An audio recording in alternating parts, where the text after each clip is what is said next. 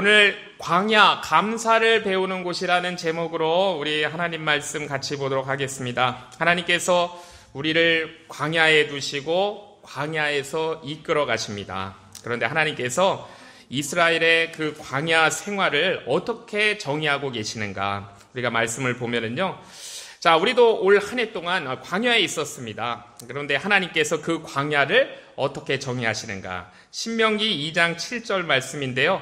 광야 생활이 40년 광야 생활 끝났을 때 하나님께서 그들에게 주신 말씀이에요. 내 하나님 여호와께서 내가 하는 모든 일에 내게 복을 주시고 내가 이 큰 광야에 두루 다님을 알고 내 하나님 여호와께서 이 40년 동안을 너와 함께 하셨으므로 내게 부족함이 없었느니라 라고 말씀하세요. 자, 이 광야 우리 성도님들 아시죠? 쉽지 않은 곳입니다. 굉장히 어려운 곳이에요. 자, 그런데 그 광야 생활을 총체적으로 결론적으로 돌이켜보건대 사실 부족한 것이 없는 넉넉한 삶의 현장이었다라고 하나님께서 정의하십니다. 자, 우리가 반드시 알아야 될 것이 있습니다. 우리 사람의 생각이 아니고 하나님께서 정의하신 것이 진리예요. 사람이 짐작하는 것이 아니라 하나님께서 정의하신 것이 진짜인 것입니다. 자, 그래서 생각해 봤는데요. 우리의 생활도, 우리의 광야 생활도 똑같은 것 같습니다. 자, 이 말씀 사실 표현으로 보면은 굉장히 역설적인 표현이에요. 광야가 어떤 곳인지 우리가 잘 알고 있잖아요. 아무것도 없는 곳입니다. 자원도 없는 곳이에요. 그런데 하나님의 시선으로 볼 때는요, 아무것도 없는 그 광야가 부족함이 없는 장소다라고 말씀하세요.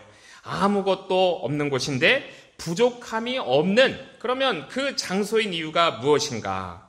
자, 우리가 좀 전에 제가 읽어드렸지만요, 내 하나님 여호와께서 이 40년 동안 너와 함께 하셨기 때문이다 라고 말씀하세요.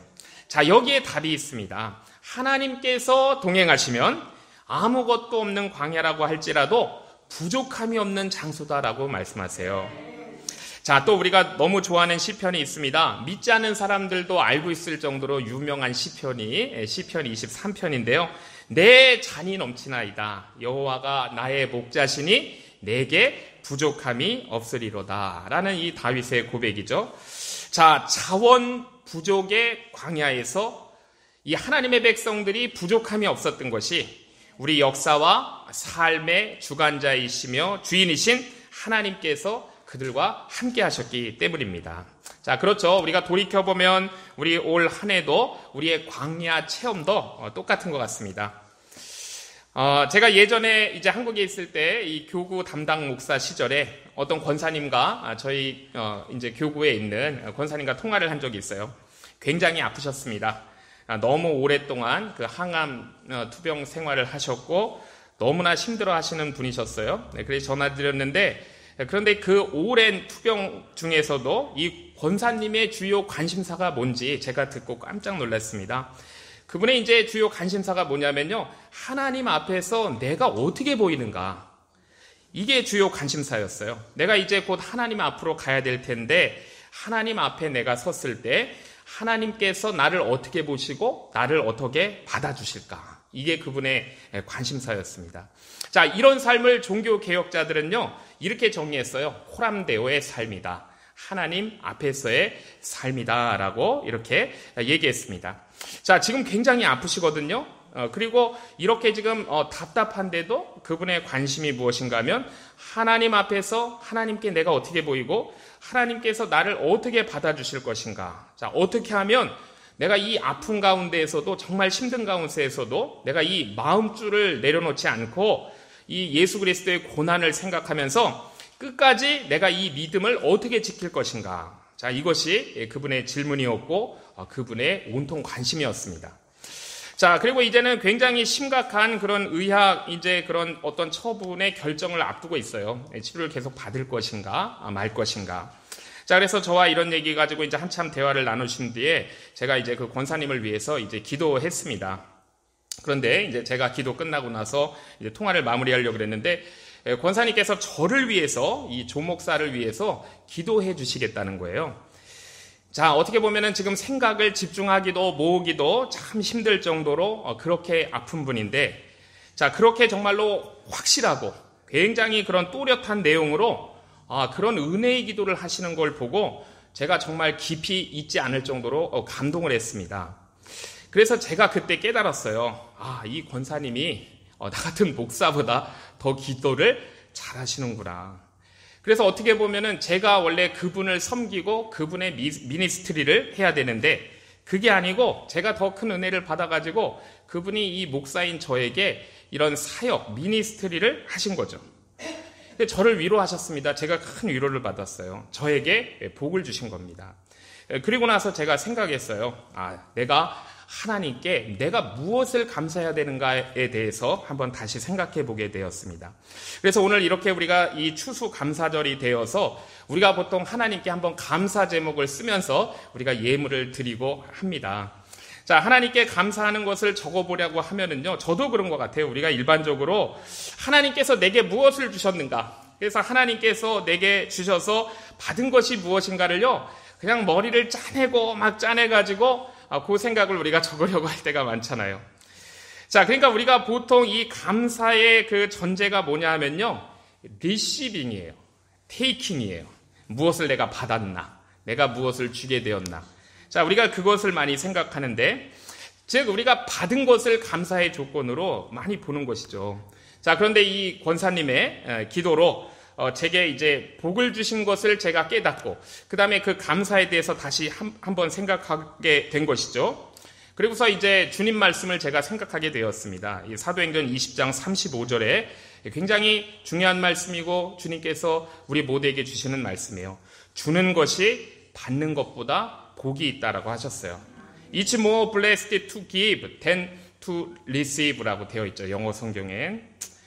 삶은 주는 것이구나.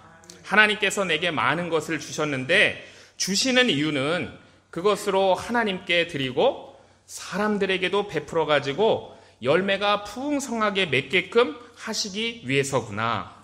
삶은 주는 것이구나. 자, 그렇기 때문에 우리가 진짜 복 받은 것이 무엇일까를 생각해 보면은요, 그냥 내가 이게 받기만 하는 게 복이 아니고 주는 것이 복인 것이죠. 그러니까 예수님께서 이걸 우리에게 가르쳐 주신 거예요. 자, 복 받는 삶은 주는 것인데 우리가 받는 것이 무엇인가만 생각하면서 감사하는 것이 이것이 참 어리석은 것이구나라는 생각을 하게 되었습니다. 주는 것이 복인데 줄 수 있는 것이 복 받은 것인데, 그래서 이 땡스 리시빙도 아니고 요 땡스 테이킹도 아니고 감사는 땡스 기빙이구나라는 것을 생각하게 되었습니다. 자, 그리고 나서 이 감사에 대해서 생각해 보니까요, 내가 그래도 아직도 하나님께 드릴 수 있는 것이 너무나 감사한 거예요. 아직도 하나님께 이렇게 헌신할 수 있다는 것이, 많이 있다는 것이 감사한 거예요. 그리고 사람들한테 또 섬기고 줄 수 있는 것도 많다는 것이 너무나도 감사했습니다. 내가 하나님께 드릴 수 있고 사람들에게 줄 수 있게 하신 것에 너무나 감사했어요.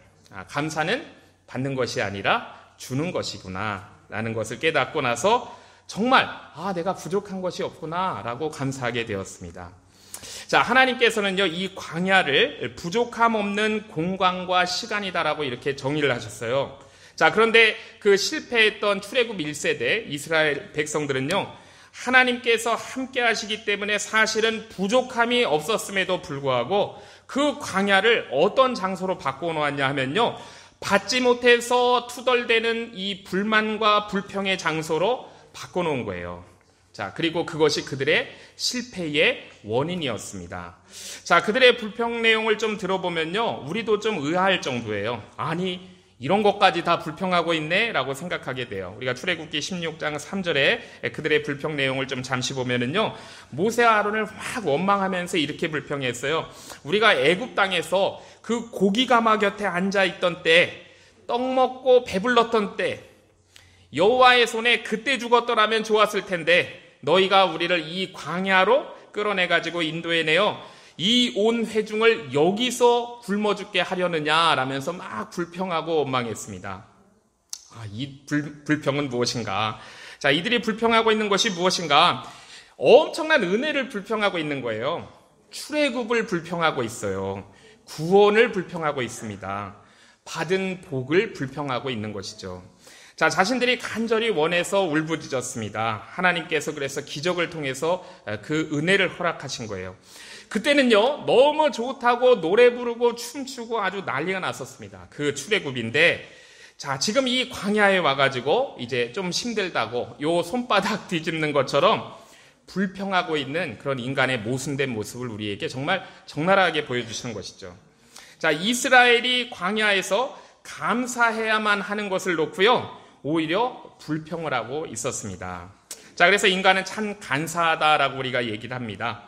자, 이 잘못된 욕망이 있어요. 하나님께 달라고만 하면서 그 모든 것을 허락해 주신 하나님을 만족하지 못하는 것. 자, 이것이 탐욕입니다. 자, 그래서 우리 민수기 11장 4절에 보면은 이들의 그 불평과 불만의 원인을 이렇게 설명해요. 탐욕에서 비롯되었다. 탐욕이다.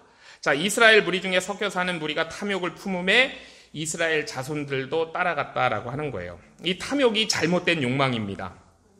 다시 한번 말씀드리면 이 하나님께 달라고만 하면서 정작 그것을 주시는, 모든 것을 허락하시는 하나님을 만족하지 못하는 게 탐욕이에요.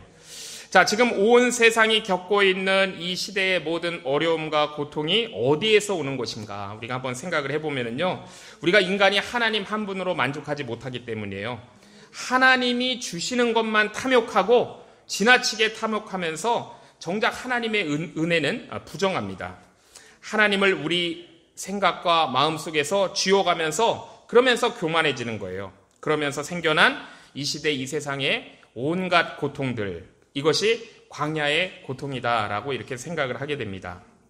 우리 시편 131편을 보면요, 세 절로 되어 있는 굉장히 짧은 시편이 있어요.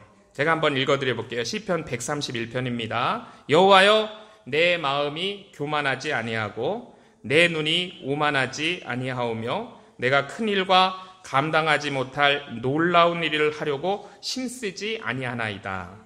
실로 내가 내 영혼으로 고요하고 평온하게 하기를 젖된 아이가 그의 어머니 품에 있음 같게 하였나니 내 영혼이 젖된 아이와 같도다. 이스라엘아, 지금부터 영원까지 여호와를 바랄지어다 라고 시편 말씀인데요.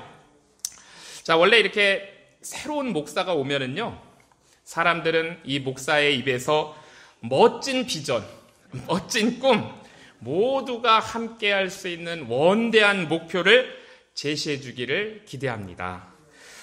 자, 그런데 저도 우리 성도님들의 그런 기대를 제가 모르지 않겠죠. 그런데 제가 이제 지난 3월 말에 여기 연합교회에 부임했을 때, 그때 제가 잠시 그런 꿈으로 부풀었을 때 하나님께서 제게 주신 말씀이 바로 이 말씀이었어요. 내가 진정으로 바라야 할 것이 무엇인가? 여호와를 바라야 된다는 거예요. 시편 131편 기자는요, 131편의 기자는 탐욕과 허영과 이런 허세의 병폐를 아주 깊이 깨달은 사람이었습니다.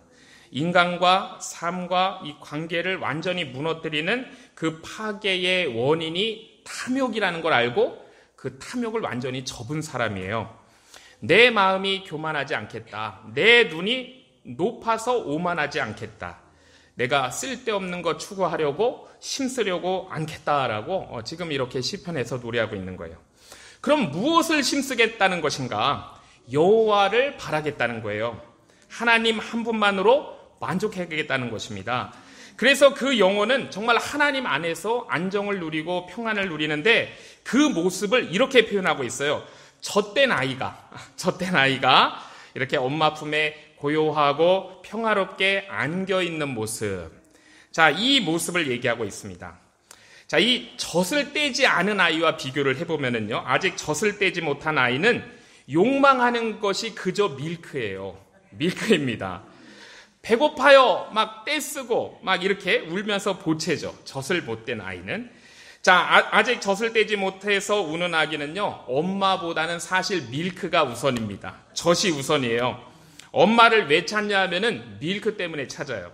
자, 그런데 이 젖된 아이는 더 이상 그 젖을 달라고 탐욕하지 않습니다. 그냥 엄마의 품을 사랑하는 아이. 이게 젖된 아이예요. 자, 그게 이제 젖된 아이가 엄마의 품에서 정말로 고요하고 평화로운 모습을 말씀하는 것이거든요. 밀크 때문에 안달하지 않고 우리가 정말로 그분 안에서 그분을 즐기면서 쉬는 거예요. 자, 이것이 하나님 한 분만으로 만족해가지고 그분을 갈망하는 것이다라는 것을 깨달은 것이죠. 이것이 이제 131편 이 시편 기자의 고백이고 깨달음이에요. 그렇기 때문에 이스라엘아 지금부터 영원까지 여호와를 바랄지어다라고 노래하고 있습니다. 자, 그러면 우리가 바라야 되는 것은 무엇인가? 사실 우리가 여호와 하나님을 바라면은요, 거기서 다 나오게 되어 있는 거잖아요. 그러니까 지금부터 영원까지 그래서 하나님만 바라라 라고 이렇게 노래하고 있는 거예요. 자, 이것은 실제로 있었던 일입니다. 우리 성도님들 중에서도 혹시 들으신 분들이 있을지 몰라요. 어떤 강사 목사님이 이제 헌신 예배에 초청을 받았대요. 그래서 이제 교회 사무실과 연락을 해가지고 본문이며 설교 제목이며 이런 걸 알려줘야 됐던 것이죠. 이 사무실의 직원이 전화를 받았습니다. 설교 제목을 목사님이 얘기했어요. 시편 23편이 본문인 것 같아요. 여호와는 나의 목자시니로 이제 제목을 알려주었습니다. 그랬더니 이거를 들은 이 사무실 직원이 여호와는 나의 목자시니 이렇게 문장이 가다가 이상하게 끝나버리니까 그 뒷부분이 뭐냐고 재촉해서 물었대요. 목사님 그 다음은 뭐예요? 그랬더니 그 강사 목사님이 아주 퉁명스럽게 짜증내시듯이 대답했대요. 그거면 됐지 뭐가 더 필요해? 이렇게 끊어자는 것이죠. 그래서 사무원이 황급하게 알겠습니다, 감사합니다, 고맙습니다 하고 전화를 딱 끊었대요. 자, 그런데 이제 헌신 예배 그날이 되어가지고 이제 주보가 있겠죠. 그 순서지를 들은 목사님이 강사 목사님이 그걸 보고 깜짝 놀랐대요. 황당했다는 것이죠. 그 제목이 설교 제목이 이렇게 쓰여 있던 거예요. 여호와는 나의 목자시니 그거면 됐지 뭐가 더 필요해 이렇게 쓰여 있는 거예요. 근데 가만히 정말 생각해 보니까 이 주보에 이게 잘못 나와 있는 이 제목이 진짜 진리인 것이죠. 여호와는 나의 목자시니 그거면 됐지 뭐가 더 필요해. 이게 진짜 진리였던 거예요. 자, 하나님께서 우리의 이 목자가 되시면 더 탐욕할 것이 없다는 것입니다. 하나님 한 분이면 충분하다는 거예요. 그래서 시편 이 131편 기자는 이스라엘아 지금부터 영원까지 여호와를 바랄지어다라고 찬송하고 있습니다. 하나님이 함께 하시면 부족함이 없는 거거든요. 하나님이 함께 하시면 아무것도 없는 것 같은 광야라고 해도 부족한 것이 없는 거예요. 자, 그래서 우리가 알아야 할 것이 있습니다. 이 광야는요, 어떻게 하다 보니까 재수 없어서 들어간 것이 아니에요. 광야는 하나님의 계획 안에서 하나님의 목적이 있는 장소인 것입니다. 광야는 하나님 백성이 하나님 한 분만으로 충분하다라는 것을 제대로 배우게 되는 학교, 이것이 광야인 것이죠. 자, 우리가 또 2025년도 이런 광야와 같은 우리가 삶을 살았습니다. 우리 성도님들 고생 많으셨어요. 그렇지만 우리가 이 광야의 학교에서 무엇을 배워야 하는가?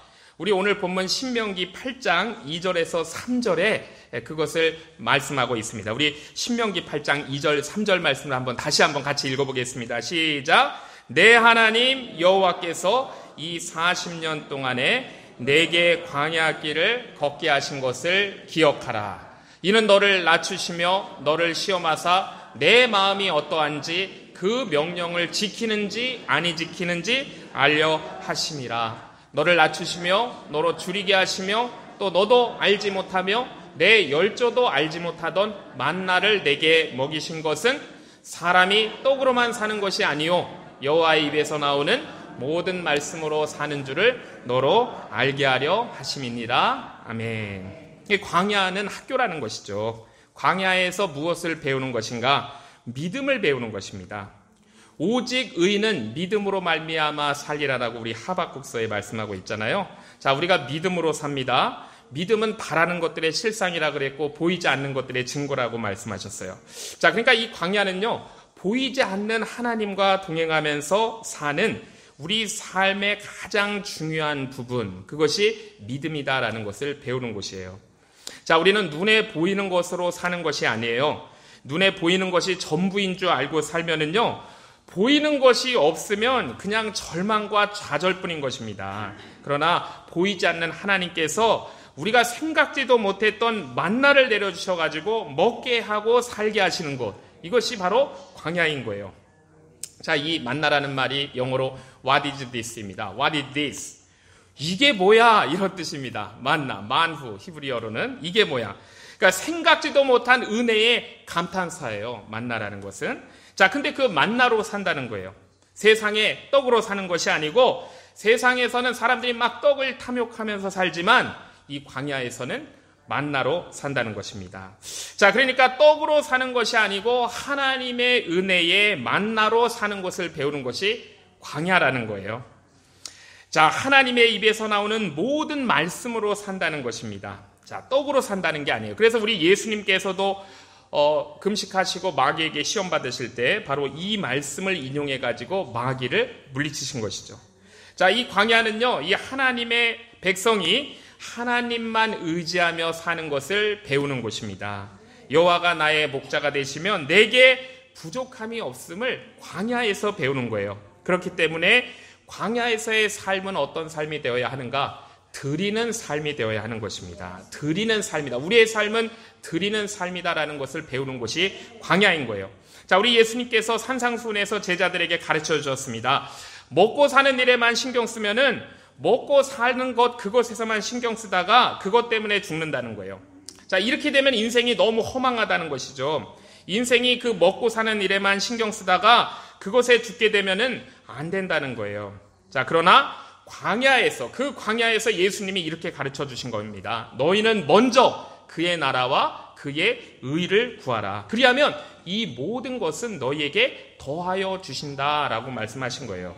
그러니까 하나님 나라를 신경 쓰면서 그냥 먹고 사는 것은 하나님께 맡기고 하나님께서 책임져 주시게 할 때, 자, 그러면 하나님 나라의 결실을 맺게 해 주신다는 것, 그리고 그것을 배우는 것이 광야다라는 것입니다.